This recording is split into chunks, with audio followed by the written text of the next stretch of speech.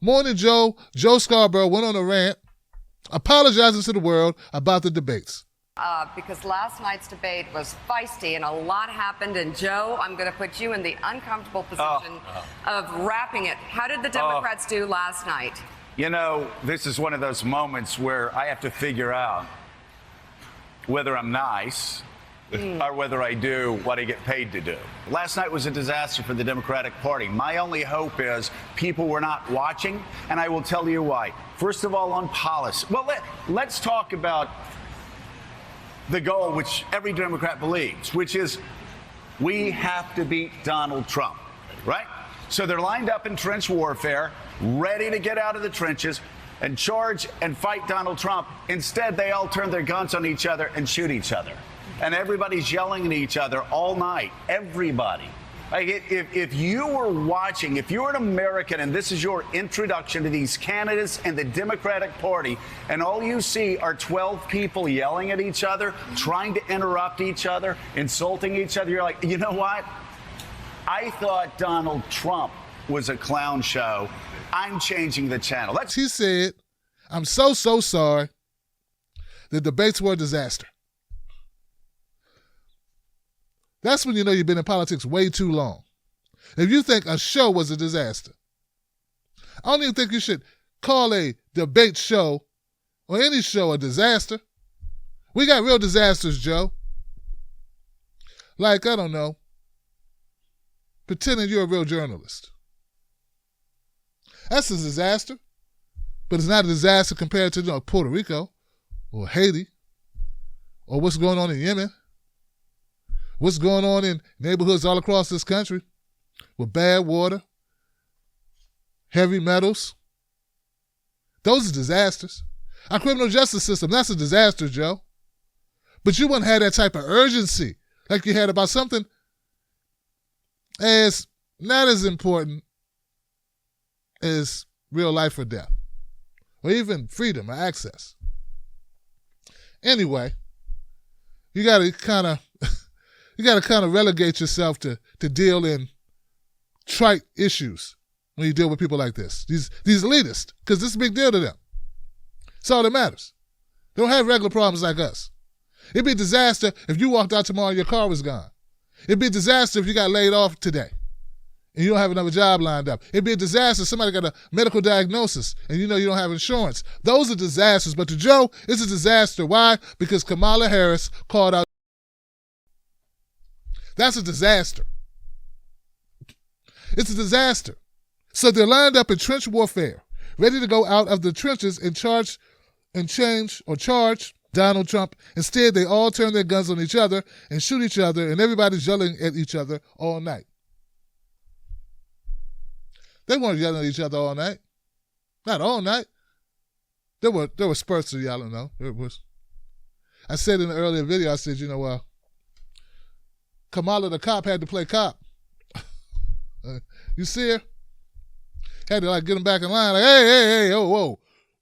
Blew a whistle and everything. Don't make me have to use this. So he said, if you're an American and this is your introduction to these candidates in the Democratic Party, and all you see are 12 people yelling at each other, trying to interrupt each other, insulting each other, you're like, you know what? I thought Donald Trump was a clown. I'm changing the channel. See, he thinks calling out Joe Biden is, a clown show. Insult. It's an insult to say, hey, why you vote that way? I wonder if he thought it was an insult to keep asking Bernie Sanders to explain democratic socialism. That what he talking about? Or is he talking about Joe Biden getting his feelings hurt? There should have been a lot more people getting called out that night. Somebody should have called out Kamala Harris about her prison prosecutorial record. That would have been nice. I could have rolled with that. I'd feel good about it. Maybe he called her out about Steve Mnuchin and the bank loans, the illegal foreclosures that she decided not to prosecute. I would have rolled with that. I would have felt that was apt. But that didn't happen.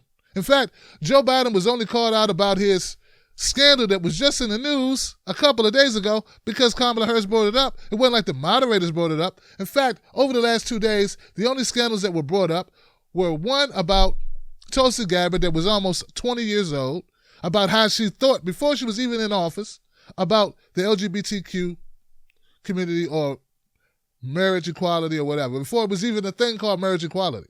That's how far back they dug to smear her.